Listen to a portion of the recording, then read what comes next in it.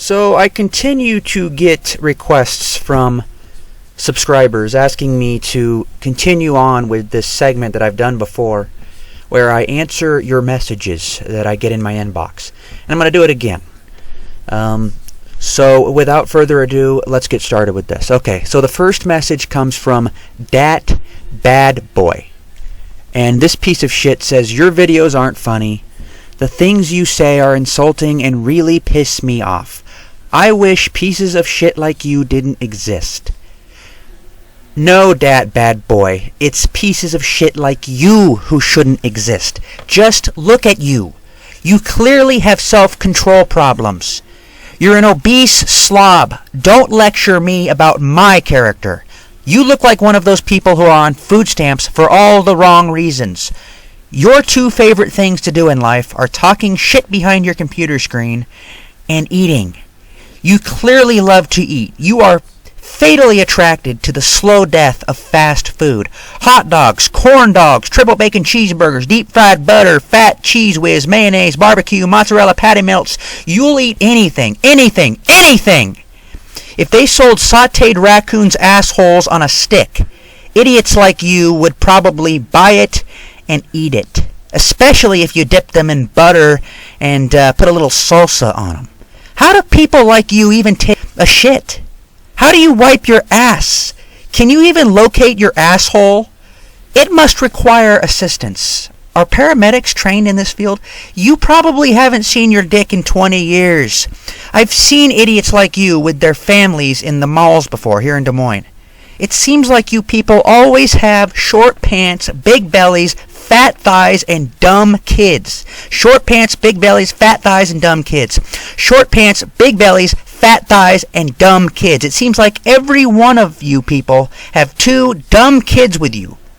You stuff yourselves into your big, fat, ugly, oversized SUVs and stop at Quick Trip on the way home for some jelly rolls and fried dough. Fuck you, man. You're an efficient, professional, compulsive consumer, and you think of that as your national pride. People like you are what's wrong with this country. Okay, the second message comes from Jessica May. And she says, "Hey Gregory, I just got through a really difficult breakup. He was abusive and I did a lot for him. How do I get through this?" Jessica, that is awful. I would advise you to only do things for yourself from now on. When I'm out in public, I observe people. And when I do, I see the most arrogant, unpleasant, and lifeless-looking creatures. The majority of people in this world do not care about you. As long as they have their job, their convertible in their garage, and their precious little family, your happiness and your well-being doesn't matter. You need to put yourself first and do things that make you happy, because no one else will. Okay, I'm going to try and squeeze one last message in here. This one comes from GamerGirl09. And she says, "Hey Greggy, your vids never fail to make me laugh. I think I'm in love.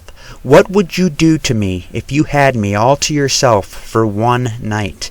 Woo! Well, if I had you for a night, I'd kiss you on your neck and work my way up to your mouth. Then I'd undress you and feel every single inch of the soft and smooth skin on your naked body with my left and right hands, and make love with you in a deeply affectionate, passionate, and spiritual way. You don't know what love feels like from a man until you've been with a guy like me. I'm a 26-year-old, 130-pound love machine, girl. Then when we were done, I'd hold you in my arms as we felt each other's body warmth while looking up at the stars out my bedroom window into the beautiful night sky while socializing. Oh, it would be beautiful. Chances are, if you've seen Tail Concerto before, your experience was this. You skimmed through the store's PlayStation games, and a game with a cheap price tag, say $20, caught your eye. You picked it up, and to your disgust, you saw an anime dog in a police suit sitting in a robot machine, which was reaching to grab an anime kitten wearing a vest and MC Hammer pants trapped in a bubble. You mumbled, "Okay," and promptly put the game back before anyone could see you considering purchasing such a thing. But frankly, I don't understand that mentality. I don't consider a game kiddie unless it's actually designed for kids. And cutenessy, who cares? It doesn't diminish a game's great gameplay, graphics, story, music, etc. But hey, I understand some people can't get past the cat and dog people of Tail Concerto. Oh well, it's their loss. There are more than enough reasons that make Tail Concerto a great game, even for kiddie game haters. Tail Concerto is one of the few games, and I mean few, that actually wrapped me up in the story. I've played lots of RPGs, and I own lots of RPGs. Hundreds!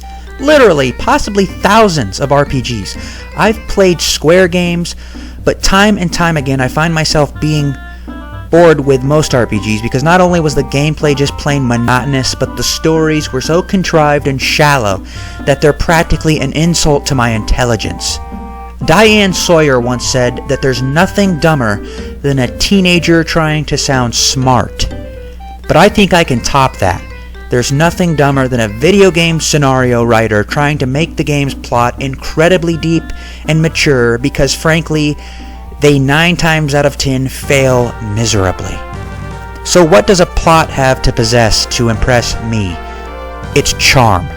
That indescribable, unexplainable, magical feeling a game once in a blue moon manages to give me. I can only call it charm. When I love the good guys, hate the bad guys, and get absorbed in every bit of text or cinematics in a game. Tail Concerto has charm by the boatload. The game oozes it. The character personalities, the relationships they have with each other, the constant voice clips, the dramatic and touching anime FMV sequences, everything. And it's all wrapped up into one neat package, a full circle.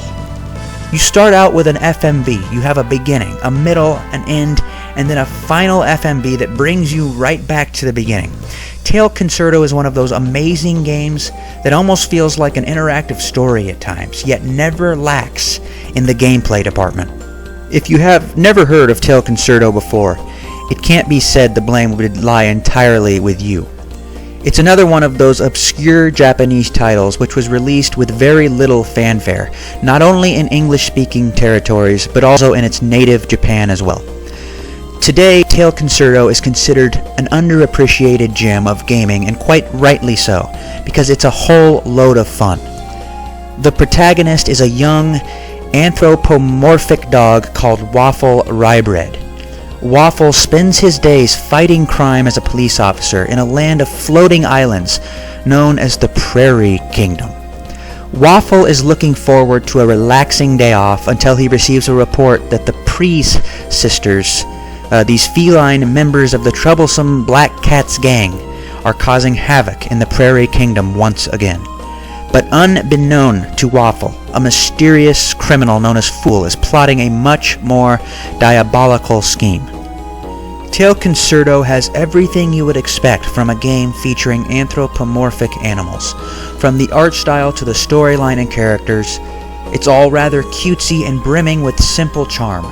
Needless to say, all characters are likable, and their interactions with one another are quite amusing.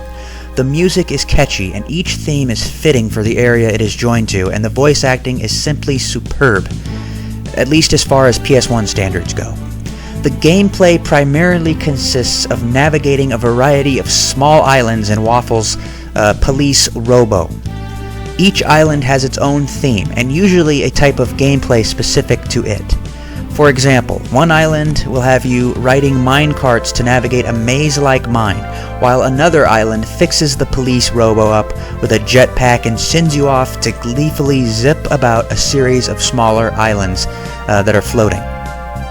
Once you have unlocked each island, you can move freely between them using the world map. Now, the Priest sisters are not only the members of the Black Cats gang. Waffle will also encounter many kittens in his travels throughout the game. They may not sound like much, but the kittens will be your main concern for most of the game. Most times they must all be captured using your police robo's bubble cannon before Waffle can continue. More often than not, capturing these kittens is incredibly fun and rather satisfying too. Also scattered about the islands are pieces of photographs which can be collected. Their completed counterparts can be viewed from an album in Waffle's home. While you're not chasing down troublesome kittens, collecting photograph pieces will inevitably consume your time in the Prairie Kingdom. Now, boss battles are where the game starts to drop in its otherwise commendable variety. Each boss is generally very similar to the last and never varies from the age-old avoid attacks and pummel until health bar is completely depleted routine. Do not be deceived, however. Some battles are quite tricky, especially some of the later ones. They're quite tricky to win unless you have well and truly mastered the cumbersome police robo and have wrestled the uncooperative camera into submission. There is always a sense of achievement to be felt when completing each island's objectives. When I played Tail Concerto, I felt a real sense of nostalgia, not for this game, but for the era of gaming that was mine when I was a child. It was a wonderful, innocent feeling of times when games were colorful and fun and didn't need to be bogged down by gritty realism to be appealing. For being able to capture that sense of pure wonder, even today, Tail Concerto has my praise. Tail Concerto is a gentle game in both concept and approach. If you're looking for good, simple gaming fun, or perhaps just enjoy anthropomorphic animals, then Tail Concerto couldn't be a better choice. Thanks for watching, please subscribe, and goodbye, my friends.